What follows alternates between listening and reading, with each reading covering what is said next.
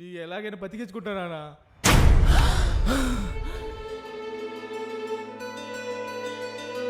రే రే విజయ్ వద్దురా, నాన్న ప్రాణం రా, నాన్న ప్రాణం తాడుకోద్దురా.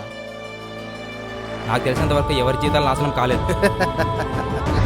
50 లక్షల ఎంత చేసినావా? నాన్న సీరియస్గా ఉంది కండిషన్. మినిమం 2 days తప్ప ఏం చెప్పలేదు.